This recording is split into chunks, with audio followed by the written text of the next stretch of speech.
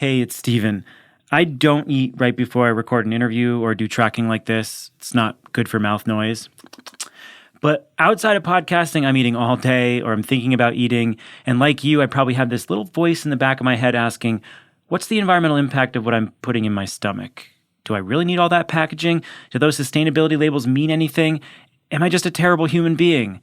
And that is why we launched Climavores. It's a new show from Postscript Media featuring Washington Post columnist Tamar Haspel and journalist Mike Grunwald. And every week, they take listener questions about food choices, literally any kind of question you can think of at the intersection of eating and the changing planet. And we're going to share an episode with you this week. Before we get to that, we want to let you know that we're hosting a live show in New York City with Mike and Tamar and some journalists from Canary Media on Thursday, October 20th. It's going to be at the WNYC Green Space. I've done a bunch of live shows there. It's such a cool venue. And there's going to be a live version of Climavores recorded with an interactive discussion with you, our listeners. It's a double header, so we'll also hear from Canary reporters and Politico reporter Marie French about all the big climate happenings in New York. Plus, we'll have networking and food and drinks. So just go to the link in the top of the show notes to get your tickets. And while you're doing that, check out this episode of Climavores featuring a grab bag of listener questions. I hope to see you in New York in October. Enjoy the show. Postscript Media, podcast for a changing planet. America's green banks are preparing to unleash a wave of capital for clean energy. The Greenhouse Gas Reduction Fund invests a historic $27 billion in projects nationwide. This could mobilize up to $150 billion of private capital for solar, storage, efficiency, and electrification in underserved communities. So how do we deploy those billions quickly, efficiently, and with the highest impact? On July 18th, Latitude Media and Banyan Infrastructure will host a virtual event exploring the on-the-ground realities of making America's green banks a success. Register for free by clicking the link in the show notes or go to latitudemedia.com/events. Clean energy and climate tech are policy-driven industries, and anyone working in this field touches local, state, and federal policy in a very real way. And that's why you should be listening to Political Climate, a podcast from Latitude Media and Boundary Stone Partners that delivers an insider's view on climate policy and politics. Every other week, co-hosts Julia Piper, Emily Domenech, and Brandon Hurlbut cover the nuances of government funding, regulations, backroom negotiations, and the election, of course. Political Climate is a show for people who want authentic conversations and strong opinions from voices across the political spectrum. Listen at latitudemedia.com or subscribe to the show anywhere you get your podcasts. Hey, Mike, how much canned fish do you eat? None. Canned fish is gross. All right, then oysters. How many oysters do you eat? Tamar, you know I don't like oysters, and you just wanted me to say it out loud to an oyster farmer for the millions and billions of listeners on our podcast. I get it. Okay, yeah, I did actually know that.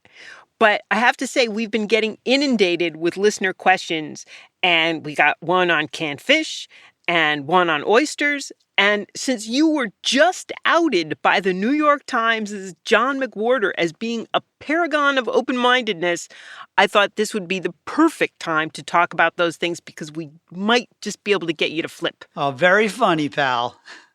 Okay, for those of you who missed the Times piece that made me famous, the linguist John McWhorter wrote an impassioned defense of people who use mealy-mouthed verbal tics like you know or kinda or sorta. And his poster child was, me. He quoted me, knowing my way through an appearance on NPR to argue that I was actually just demonstrating my openness to other viewpoints, that all my inarticulate kinda, sorta was in fact a modern expression of generosity and humility. So let's just say my friends are now using the verb to McWhorter to mean to elevate an annoying tic into a virtue. And Tamar, let's also say that you can take your disgusting canned fish and, All right, you're proving John McWhorter wrong here. But I have to say, I've been working with you for about 3 months now. And one of the things that's made it great is because you kind of are a little bit open-minded, sort of.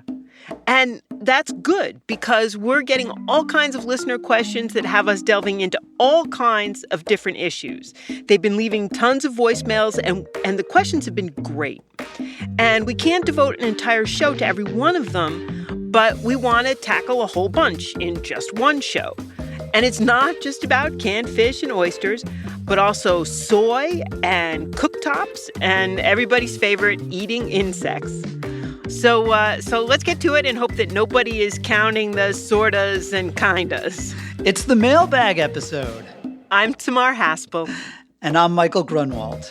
And this is Climavores, a show about, eating on a changing planet.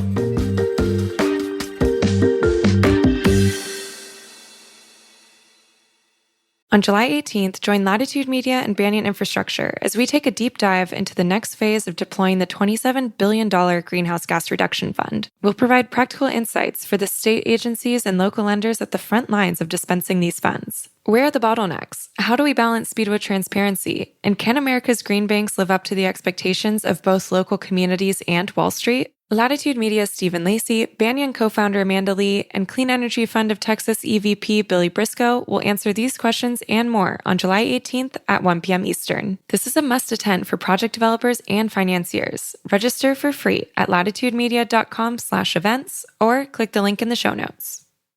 I'm Julia Piper. I'm Brandon Hurlbut. And I'm Emily Domenech. A little over a year ago, political climate took a break so we could focus on the groundwork of implementing America's biggest ever climate bill, the Inflation Reduction Act. I'm excited to say, political climate is back. And I'll be joined by my two co-hosts to riff on the top political stories and insider scoops, from state houses to the halls of Congress to regulatory agencies and even international climate talks. We'll explain how those developments are driving industry decisions today. Political Climate is a show for people who want authentic conversations. And to learn about how energy and climate policy is shaped within both political parties from the people who have actually helped shape it. So join me, Brandon, and Emily every other week, starting in April, for fresh episodes of Political Climate. Subscribe to the show wherever you listen to podcasts.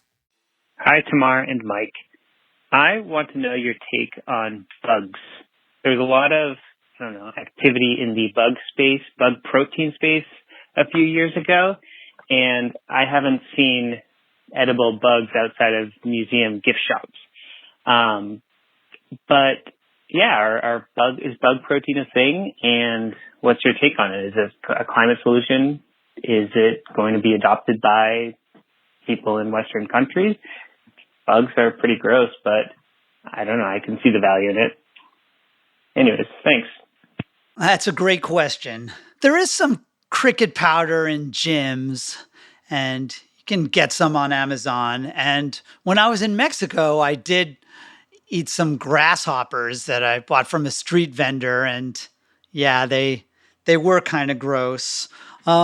Look, eating insects would be a terrific way to get a lot of protein in a pretty efficient manner, because insects do grow fast and they don't require a lot of feeding to increase their body weight. But I do think a lot of people think they're gross. I think they're more likely to end up as animal feed, and particularly fish feed, for aquaculture. In fact, Archel Daniels Midland is right now, they're building the largest insect protein factory in the world in Decatur, Illinois, near its corn processing plant. And they're going to feed the bugs, essentially leftovers from the corn processing process. So look, I think it can be exciting. Right now, it's a very tiny part of global protein intake. I think they're saying it could be a $300 million industry in the United States by 2030, which is really pretty tiny in a $1 trillion global meat market. But hey, as feed, particularly for fish, I think it has some promise. I think that's absolutely right, especially the fish part, because one of the difficult parts of aquaculture is trying to get fish to grow without feeding them small fish. And that kind of defeats the purpose of taking your fish production out of the ocean. So I see a real upside there. there are people who have done these life cycle analyses of insects, but there aren't that many of them. And the last one I saw showed mealworms coming in just around where chicken was, except that's per kilogram of animal. And because you can eat, or the animal can eat the whole mealworm, it is significantly better. And it's going to depend on whether those mealworms are fed waste streams or feed that could be diverted to other kinds of animals. So, I think it's a good bet that insect protein is going to be a decent way to produce protein.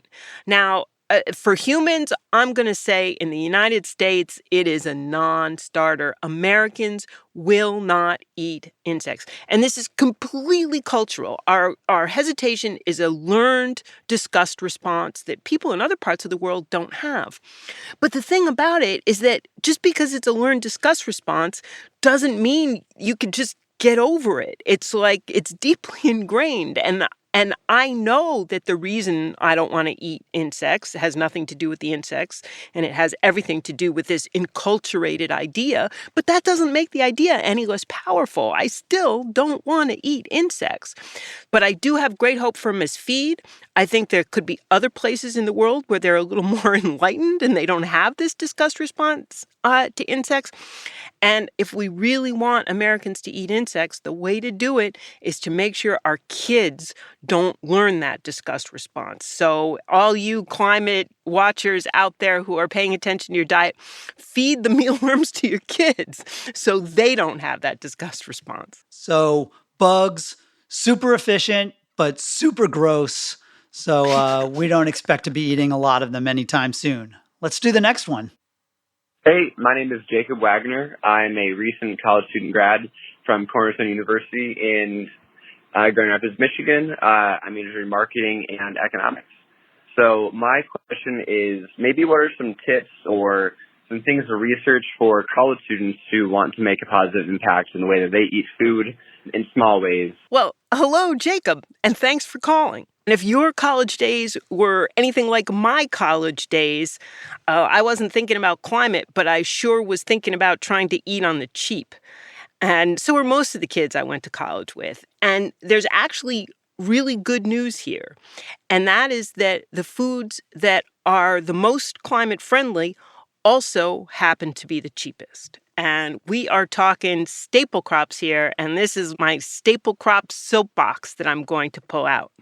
So the crops that have basically fed the world since the inception of humanity are these crops that can be grown efficiently. And, in our century, they can be harvested by machine. They're storable. So we're talking about grains and legumes. In some cultures, there are tree fruits like breadfruit and jackfruut, potatoes, sweet potatoes. And cup of noodles. Right, I was just going to get there because that's actually a really good point. Because all of these staple crops are really cheap, but that means you can turn them into cup of noodles. And cup of noodles are just fine for the environment, but they're not so great for you. So the key to climate-friendly eating on the cheap is focusing on row crops, grains, legumes, tubers, potatoes. But then you have to not veer off into the cup of noodles territory because then you're starting to talk about human health rather than planetary health. And presumably, even though you're asking about climate health, I know that you must also care about your own health. It's a great response. And one thing I would like to say to Jacob, like it's awesome to worry about your climate footprint and with food and just generally. And you also have to keep it in perspective, right? That there are 8 billion of us and we should try to do our part. We don't necessarily have to anguish over every iota of carbon. We should just try to be better. And one thing I always say to people who are trying to eat greener is that the two big ways to do it are to eat less beef and to waste less food. So good luck out there, Jacob. All right, let's go on to the next one. Hi. So I just listened to Climavores, and I I did not hear anything about reducing the carbon footprint of cattle by feeding them seaweed. So I wanted to hear about that and how much seaweed you have to feed and how much it actually reduces the carbon footprint. The second suggestion I have is to do an episode on cooking methods. So I understand that convection cooktops use much less energy. What would your average bill go down, or how much would your average bill go down for energy versus how much it would cost to install? So I'd love to hear about that. Thank you so much. Bye-bye. Those are both awesome questions. Let me take the seaweed first, because I actually went out to Cal Davis where they're doing some studies, and they are feeding seaweed they fed them to dairy cows. When I went, they were feeding them to steers. And the specific answer is really it's a tiny amount of seaweed that they mix into their feed. And these 800-pound steers were eating a lot of feed with very little seaweed. But the results were amazing. When I was out there, they were finding 80% less methane emissions from these particular steers that did have a little bit of seaweed in the diet. The caller is right. Getting the seaweed is going to be somewhat of a challenge. It's a very specific type of seaweed that's currently found in Australia. First, they have to make sure that it's safe, which there's still a little bit of work to do. There's a chemical additive called 3-nop that is now actually approved for use in some countries, and that one's looking pretty good. Only gets 30% less emissions. Seaweed is not yet approved. But the big challenge is going to be, I think, to grow it. In fact, one company, it's called Symbrosia, just raised $7 million. That's a terrible name. Oh, come on. I kind of like it. It's like synergy and ambrosia.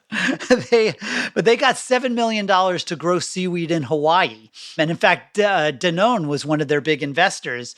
And I think that's really exciting. Seaweed is not as easy to grow as like a crop, right? Because it has to be grown in the sea. But I do think there is a lot of potential for feed additives to reduce these methane emissions, which are a big problem. And as we mentioned in our last episode, the Inflation Reduction Act that President Biden just signed does in fact have a little mention of promoting these feed additives. So hopefully seaweed will be available soon. I am massively enthusiastic about all of these efforts to try and get feed additives that reduce methane. And the results that you're talking about that reduce methane 80% are astonishing. And, if this really pans out, all right, we'll move heaven and earth to get the seaweed. Hell, I'll grow it myself. You grow everything else tomorrow. I know it's such a promising thing. And of course, all kinds of things go wrong between the experimental phases and the commercial phases. And, I would be extremely surprised if we were able to reduce methane across the board in all cattle 80%. But I would also be surprised if we couldn't reduce it at all. And so I'm delighted to see people working on all of this stuff. Let's do the cooktops, right? I have an induction cooktop, and it uses basically no electricity or certainly no carbon footprint because I have solar panels on my house. If I had that same induction cooktop in Wyoming, where the grid is mostly coal powered, it would have a much larger carbon footprint. That said, it would still have a pretty small carbon footprint because cooking has a pretty small carbon footprint. What's really exciting about these induction stoves is this idea that they're kind of a gateway to get people to go fossil free. A lot of people, they have a gas line into their house and they need it because they have a gas stove. If it wasn't for the stove, then you start asking questions like, do we really need a gas dryer? Do we really need a gas furnace? That's why you're seeing in California, in Massachusetts, they're talking about in many cities, they're making it required to basically go all electric from the start. So you're going to have induction cooktops. Again, I don't think it's going to make a huge difference. Maybe Tamar's done the math. But the main thing is that it's a really excellent gateway to going fossil free. Yes, I have done the math. And they back up the other point that you made, which is that this is a really small part of your carbon footprint. But let's get to the specifics. The caller asked about, I think they said convection, but they meant induction cooktops.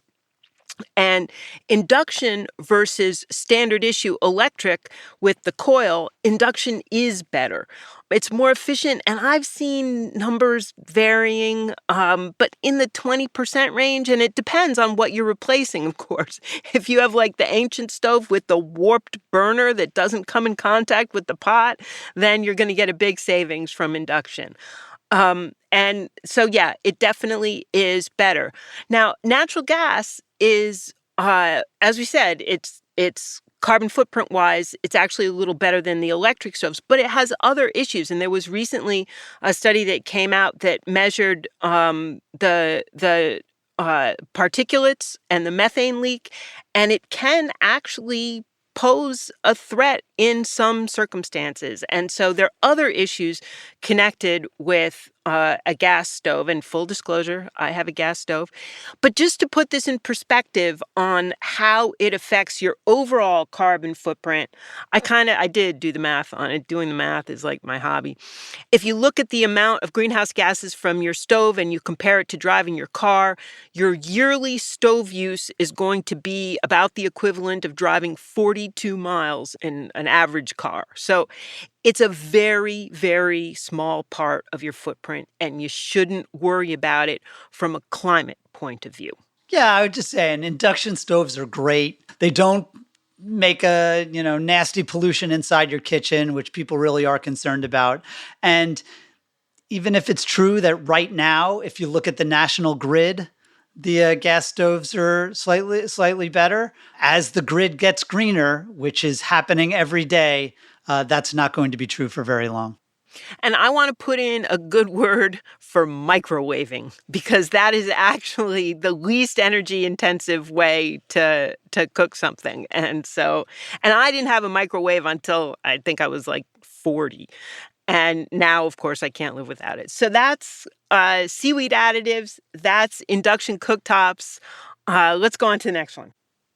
Hi, this is Marion. I listened to the first couple episodes. They're pretty fun. Mike, you waxed pretty rhapsodic about this salmon farm, and I'd kind of like to hear more about it. It really sounds kind of too good to be true. If anything, you sounded sort of starry-eyed, but I like salmon, so that's pretty interesting to me. Salmon's pretty important for, say, Central Oregon, for bringing those nutrients in from the ocean into the high desert. So I don't think the farms are going to participate in that at all. But I'm curious about that. And I'm also curious about canned fish. Seems like a good way to cut down on food waste with fish. And there's one other thing. Mike, you were kind of glib about nobody put a gun to your head and forced you to buy a Ford Ranger. But in a lot of places in the U.S., it's pretty hard to get around without a car. And I noticed you bought an e-car, not an e-bike. Just think about that. Anyway, really looking forward to more episodes. And I'm just kind of teasing you, Mike, there. Bye-bye. All right, Marion. I guess if you're going to tease me, I'll respond to that first. And it is true, I do have an electric car and no electric bike, but I drive my electric car when I need a car. And when I can go locally, like I did this morning to take my son to school, and actually for lunch where I went to meet a friend downtown, I take my non-electric bike. I use my own energy, which is presumably even a little bit less on the carbon footprint. But again, the point of all of these things, and I know you're kidding, but the idea is not to be perfect, because none of us are. I have my solar panels. I have my electric car. I brag about them all the time. I still, eat too much meat and take too many flights. None of us are perfect. The idea is to just try to be better. You do the best you can under the circumstances. And if the circumstances make it hard, then that's okay. All right, let me take this salmon question too, because it is true. I got very excited about Atlantic Sapphire. They're building the world's largest fish farm right near me, about an hour south of Miami in Homestead. And you can get their Blue House salmon now at Publix. It's pretty good. And they're doing great. That said, as excited as I am about the way they're doing this with, I think, a really small carbon footprint, because it is so incredibly efficient the way they're growing these salmon. And it is really good for the environment because they're not despoiling the oceans the way so many fish farms do. They're entirely on land. They have had some problems. They had a massive fish kill now, I guess, about a year ago, where they lost 250,000 fish like that. And then their pilot project, their demonstration plant in Denmark burned down. So this has not been, without any glitches. In general, I would say that fish farming, and particularly if you can do it all on land, that has the potential to solve a lot of problems, not only with the inefficiency of wild catches, but the fact that the oceans and lakes are running out of fish. There's no way we're going to get more fish from the ocean than we're getting now. At best we can sustain it, but there really is a possibility to produce a lot more protein in these fish farms, particularly if they're not the sort of near shore mess up the ocean fish farms. And you can do it organically. You can do it without antibiotics. You can do it without pesticides. You can do it without microplastics. So there are all kinds of good things. That said, this is a new tech and it's hard to do. I just hope they get better at it. And they will. And I think that that's a really important part of the answer to part of Marion's question, which is wild fisheries versus farm fisheries. And from a climate perspective, it totally depends on what fish you're talking about. For wild-caught fish, the biggest contributor to climate is the diesel that you burn on the boat. In aquaculture, the biggest contributor to climate is the feed. And so we'll probably get better at feed and, we'll probably get better at fishing too. But I think there's a lot of room for improvement. And if you're trying to make the decision, it totally depends on what fish farm and what wild fish you're talking about. And when I choose fish, I actually look at criteria that are different. I don't look at the climate impact because that's not the big thing that distinguishes among them. I care very much about the wild fisheries, and if I buy wild-caught fish, I try and look for the Marine Stewardship Council label, or I check the Monterey Bay Aquarium seafood list to make sure that I'm buying from a well-managed fishery. I'll add that most of the fish I eat, I actually catch myself, and I have not done the math on the diesel that we have burned on our boat to catch that fish because I'm too scared of doing it. But the other part of Marion's question was canned fish. And canned, in some ways, is always a better choice than fresh in one way, and that is that the less perishable the product is, the less food waste you're likely to get. So fish goes bad really quickly. And in fact, I will tell you one of my absolute supermarket pet peeves, because most fish that gets caught gets flash frozen on the boat. And that's a very, very good way to do it. It preserves the quality of the fish. And then it gets shipped to the supermarket, but consumers don't like frozen fish. And so the supermarkets actually thaw out the fish, thereby making it perishable, just to be able to put it in the case so people don't look at frozen fish. And that's when the food waste potential starts. And I hate that. So any grocers who are listening, stop doing that. But the specifics on canned fish, and it's like the wild fish, it depends on what fish it is. Tuna, a couple people have analyzed this, and it's in the same sort of greenhouse gas range as chicken. Sardines are way better than tuna. And canned salmon has been studied less, but one thing that people don't realize about canned salmon a lot of the time is that it is almost all wild caught. Most of it comes from Alaska, and it's the lesser known salmons. It's the pink salmon. It's the coho salmon. It's the sockeye salmon. It's not the Atlantic salmon or the king salmon that we're used to eating as fillets. So we got fish farms, very promising. Canned very fish, promising. It depends on the fish, but it's less likely to go bad unless, like me, you think canned fish is bad to begin with. Do you hate all canned fish? Oh, God. Oh, he's making a face. You can't see it. He just made a terrible. All right, if you had to choose canned fish or insects. I'll eat the bugs.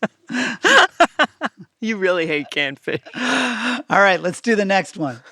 Let's do the next one. Hi, my name is Cole, and question about food and climate change.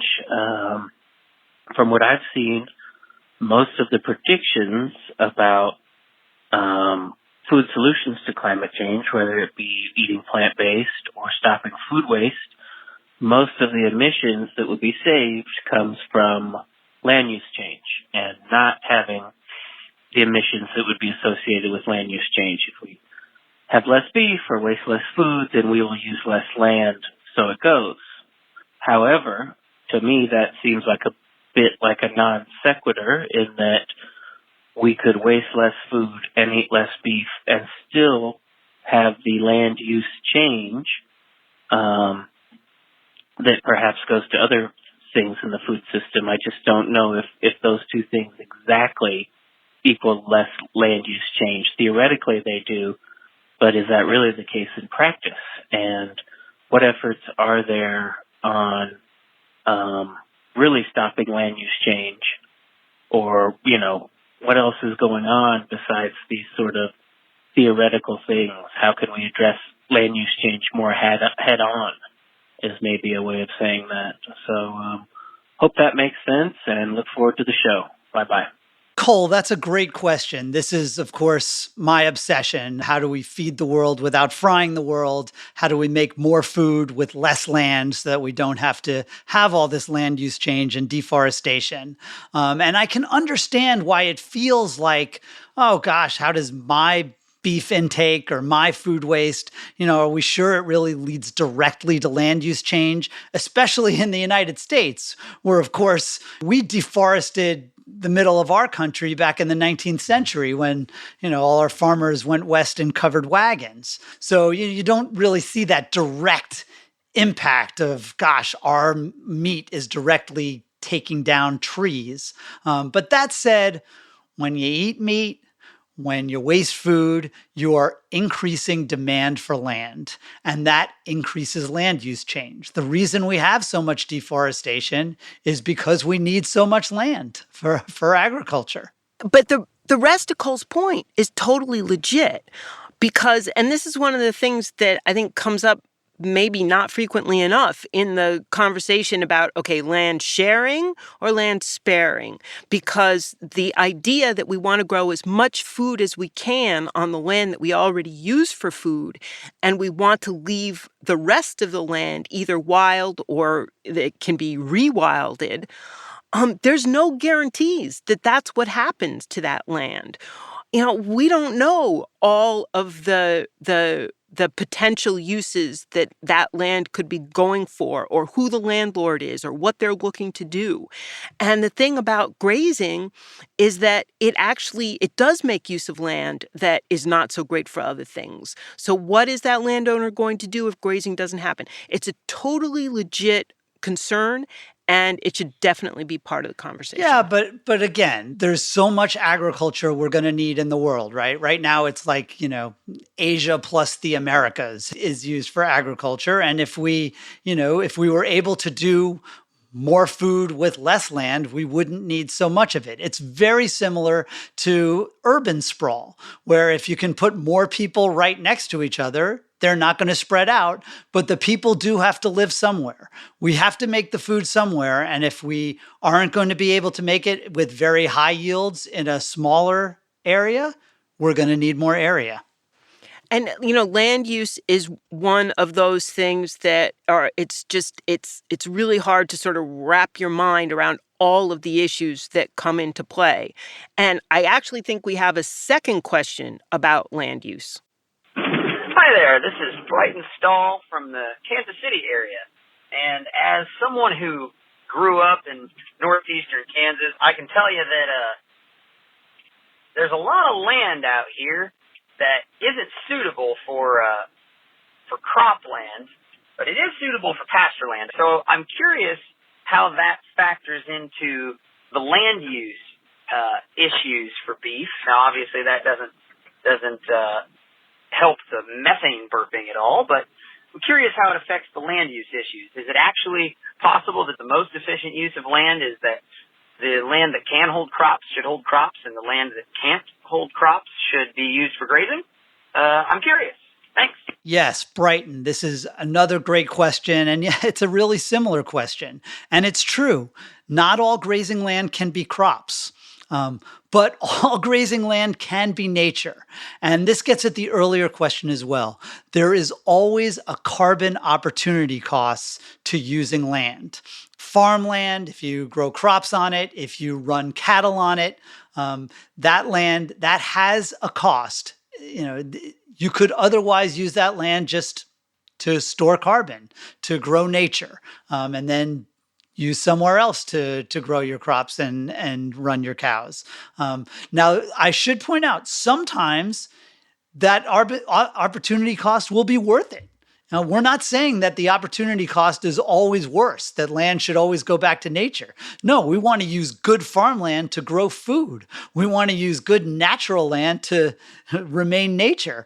But there is always a cost. And I think a lot of the studies, a lot of the life cycle analyses, they try to wave away the cost because, there's not a lot of deforestation in the United States, because we've already drained so many of our wetlands. But if you're using land that could be nature, that's a cost. But we also, I think we try really hard to acknowledge the pluses of those kinds of systems. And using marginal land that can't grow crops to raise high quality protein in the form of ruminant animals has all kinds of pluses.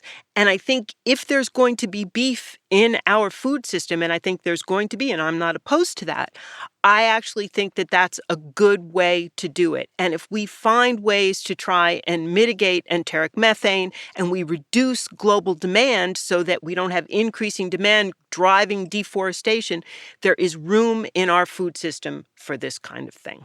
I think in general, we want to say that the marginal farmland maybe doesn't need to be farmland.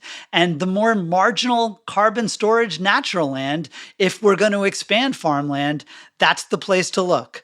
40% of grazing land on the planet was originally forest. And so there's clearly a major carbon opportunity cost. So we want to run cows whenever we can on land that could never be forest, but there's always going to be a trade-off. And Brighton, this is one of the most contentious and difficult issues in the whole food climate space, so this will not be the last word. But it'll be the last word for now. So let's go on to the next question. Hi, my name's Lauren Passell, and I have a podcast newsletter called Podcast the Newsletter, and I just listened to the first 2 episodes of Climavores, and I absolutely loved it. I'm going to be writing about it, but anyway, my question is about oysters. I have been a vegetarian for 30 years, and when I was 8, it was because I didn't want to harm animals, and I wasn't thinking about my cholesterol or the world, but now I see that eating plant-based is good for those 2 things. But I've heard vegans say that they eat oysters because oysters don't have a central nervous system. So you're not really murdering them. And that farming them is fine for the planet and maybe even good for the planet. Am I spreading fake news? And should I try an oyster? I think I would like them. Lauren, you wrote some lovely things about our show. We are so grateful. When it comes to oysters, I think you're looking for Tamar. So Mike handles policy and energy, and I handle nutrition and oysters. That's the division of labor around here. And Lauren, I am so here for you because I get these questions a lot. So let's take them one at a time. First is eating oysters if you're vegan. And a lot of vegans say, they don't want to eat anything with a face. And of course, an oyster doesn't have a face. So under that definition, they qualify. They are, of course, an animal, but they don't have a central nervous system. I don't think there's any research that I've seen about feeling pain. And I know vegans who will eat oysters, in part because that it's sort of a low life form, but also because of your second question, which is that unlike almost everything we grow, oysters can be a positive out in the ecosystem. In fact, here on Cape Cod, where we have nutrient loading problems in our estuaries, oyster farming is a codified part of the solution because oysters take algae and eat it, and they take nutrients out of the water by doing that. They clear the water. And, there's somebody who does a really interesting demonstration where there's 2 big tanks, all algae-filled water, and they put oysters in one of them and not in the other. And then they give a talk that lasts a couple hours, and by the end of the couple of hours, the tank with the oysters is completely clear.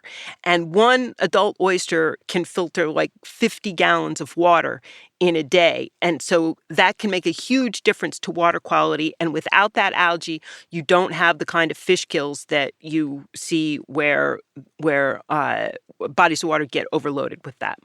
So oysters are awesome. And yes, you should definitely try one. And if you were on Cape Cod, I would come out and pick one out for you because you want to make sure it's a high quality oyster because let's face it, there are oysters out there that I'm not going to eat. And I think that people are a little bit unclear about, what makes a high quality oyster. So I want you to look for a creamy, solid looking body, not translucent. That's what we call a jelly belly. So a creamy, solid looking body, and start with a small one and make sure that it comes from a cold water area like Cape Cod, for example. And don't put anything on it. And whatever you do, no cocktail sauce. So just eat the oyster, make sure you chew it and you taste it, and please report back and tell me how you did. Do people really eat oysters because it doesn't have a face? Stop it, Grunwald. Yes, they do.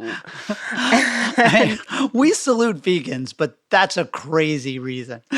No, it's a perfectly decent reason because not having a face is an indication of also not having a central nervous system. So, all right, enough on oysters. What's coming up next? Hi, my name is Bryn, and I have a question about regenerative agriculture. It actually is promising as people seem to believe it is, because it kind of seems to me that it's sort of becoming like the organic label, where it means something entirely different in reality than what people think it means. And some people seem to think it has a lot of promise, but I'm not so sure. Thank you. Bryn, thanks so much for your question, even though it does involve my least favorite word in all of food and climate, and that's regenerative. Because I think in some very important ways, it's actually very different from organic. Regardless of what you think about organic, it is well codified. There are standards that food has to meet in order to be called organic. The USDA regulates those standards and that label. So when something is called organic and it has that USDA sticker on it, it does mean something. It means that it has been grown only with a suite of approved pesticides.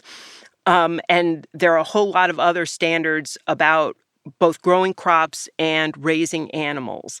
But regenerative doesn't have any kind of codified meaning like that. And if you're on Twitter, people tend to use it, to describe any agriculture that they're in favor of. And, if I had to try and nail it down, I would say that regenerative is really focused on sequestering carbon in soil and trying to build back soil while continuing to grow food. But there's a lot of wiggle room there, and people, like I said, tend to use it to describe anything that seems like it's ecologically friendly. And I have to tell you, I'm old enough to remember when we used to call that agroecological, but that term has fallen by the wayside to be replaced by regenerative. Or sustainable, right? Too. Or now carbon farming. That's another one. Look, I think there's a sense that organic and regenerative, it's all trying to be lighter on the land, sort of farming more in harmony with nature. But I think, Tamar and I have both expressed some concerns, and this is really maybe not just one episode, but multiple episodes that we need to do about regenerative agriculture. But our concern is, as Tamar mentioned, there's this intense focus that this is going to solve our carbon problem by just storing a lot more carbon in soils, and the evidence for that is really thin right now. And we're really concerned that when you do things like, not tilling the soil, you're going to have more weeds and smaller yields. And we are obsessed with yields because we need to grow more food on less land. There's a lot of hype about regenerative agriculture, that it can kind of, solve everything, that it can grow more food on less land with better soil health and fix the interest rates to a proper level and maybe cure tooth decay. And I really hope that all of this turns out to be true. But right now, there's an awful lot of energy and money going into regenerative solutions. And I think what we can certainly say is that the jury is still out, that we don't know. And some of them are going to pan out, though. And so, I think what happens, and we see this happen over and over again, that, there's a new development and people get excited about it, including us. And then it doesn't work out so well. When you put it in production, there are too many variables. Hard to scale. But some of them are going to work out. We're not poo-pooing these things.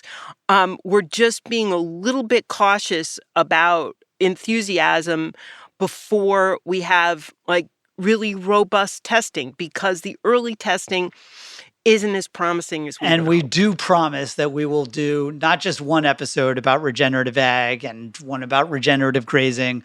We are going to be talking about this a lot as we get deeper into this stuff. So, all right, regenerative to be continued. I think we have one more question. Hi, this is Jess. I'm calling from St. Catharines, Ontario. And as a quasi-vegan who can't quite give up cheese, the majority of my protein comes from soy, tofu, tempeh, and the like. And so my question is about soy. Is growing soy in a monoculture way that we do really that much better for the environment than chicken or fish? Thanks. Jess, congratulations on being a quasi-vegan. You are doing your part. Don't let the purist vegans give you a hard time. You're trying. And you can totally eat oysters. Better is better than worse. And you asked particularly about soy, whether it's really better for the environment than chicken or fish, since it is grown and often in these monocultures. They have GMOs. They use a lot of fertilizer. So the answer is yes, it is still better. Eating soy is way better, particularly for the climate, than eating chickens that eat soy, for example. And of course, far better than cows that eat soy and other things. But, eliminating the middleman is really good. It's really efficient. You hear a lot that soy is a driver of deforestation, particularly in Brazil. And even though most of the immediate deforestation is caused by cattle, it is true that sometimes there is, forests come down and they're replaced by soybean fields. But the fact is, if it wasn't soy, they would be replacing it with less efficient crops that would require more acres to provide the same amount of protein and nutrition. And that is totally key here, because the thing about soy is that it is the most efficient way to grow plant protein. And corn and soy have gotten such a bad rap because of the way that we grow them in the United States in a monoculture or in usually in rotation. And because we put them in cars and pigs and Twinkies, we don't eat tortillas and edamame. But there's a reason that soy and corn came to dominate the landscape. And it's not because of subsidies. It's because corn is the most efficient cereal grass and soy is the most efficient legume. Ding, ding, And ding, yet, ding, ding. Yeah, right, exactly. And we should mention that palm oil, which everybody hates, is the most efficient vegetable oil. It is absolutely. Palm oil will actually blow you away. And we'll do an episode on palm oil, I promise. But in the meantime, and as preparation for that episode on palm oil, there's a metric here that I've been trying to get people to care about. And I will say it's been an uphill battle. Not with me, Tamar. I know. You're such a geek. You like my geeky metrics. And that is calories per acre. Now, all the plants we grow have one thing in common. They generate calories. And obviously, it's not the only thing they generate. There's the protein and nutrients. Those matter too. But calories per acre is this way that we can compare any crop to any other crop. And soy, compared to other crops that grow protein, is like 3 times better. So soy here in the United States, we can grow about 6 million calories per acre. And that's less than half of what corn can do because protein has a lot of plant overhead. So any protein-rich plant is going to generate fewer calories per acre than a crop that has less protein. But you compare soy at 6 million calories per acre to other kinds of legumes, dry beans, chickpeas, my beloved lentils, are really only usually in the 2 million range. And so soy is a super duper way to get your protein as a quasi-vegan. Now, there are lots of things we should be doing about how we grow it, but as far as the crop itself, go for it. And this is what's so great about veganism, which, again, Tamar and I don't partake. But again, what's great about eating plants is you are just taking energy from the sun is going directly into energy for your body. It's a pretty efficient way of using the sun. Keep on keeping on with your tofu. So is that a wrap? Is that our last question? Well, actually, Tamar, I've got one more question for you. I don't know. Is that fair? Are you allowed to ask questions? Well, I like to look at the news, and you're the nutritional expert. So I wanted to hear what you thought about Dr. Oz. Oh, Dr. Oz. So his campaign has come out against John Fetterman. They're both running. Oz is the Republican, Fetterman is the Democrat. They're both running for Senate in Pennsylvania. And they've actually been fighting a lot about food ever since Dr. Oz did that kind of funny thing with the crudités, right? The notorious crudité tapes. Exactly. And I guess Dr. Oz, he isn't so happy about all the flack he's been taking about his veggie plate video. And he shot back, or his campaign shot back.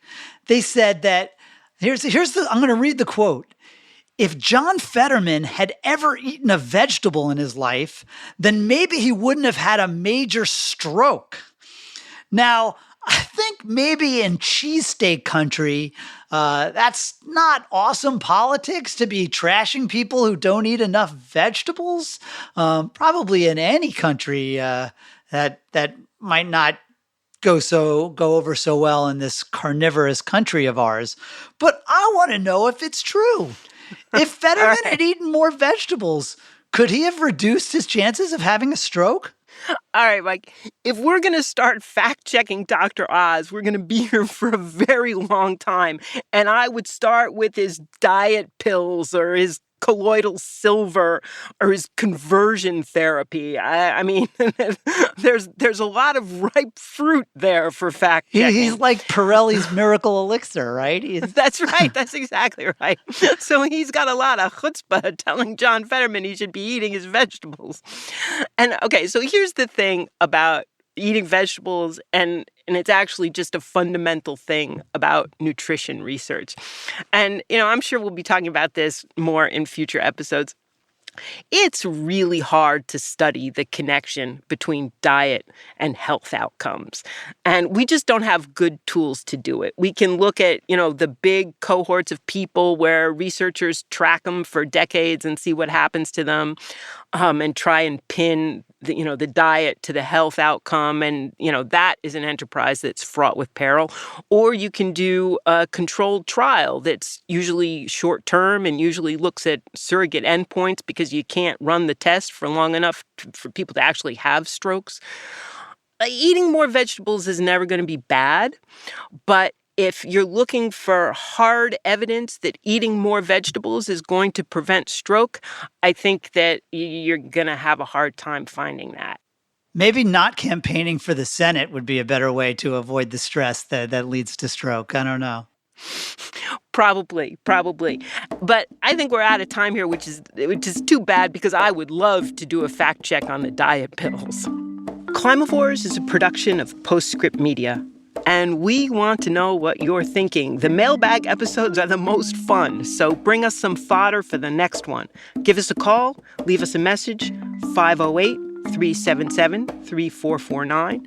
And we'll also be including email questions in upcoming mailbag episodes. Climavores@postscriptaudio.com. The show is hosted by me, Tamar Haspel. And me, Michael Grunwald. Executive producers are Scott Clavenna and Stephen Lacey. Senior editor is Ann Bailey. Cecily Mesa Martinez is the managing producer, and Dalvin Abawaje is the associate producer. Engineering by Sean Marquand and Greg Villefranc. Postscript Media is supported by Prelude Ventures. Prelude is a venture capital firm focused on climate solutions across energy, food, agriculture, transportation, logistics, and advanced materials. So if you like us, please spread the word. You can give us a rating and a review on Apple Podcasts. Please don't mention how often your hosts say, or kinda. But you can rate us on Spotify, too. And if you have a climate-conscious foodie in your life, please send them a link. And we'll be back again next week with more questions and more answers.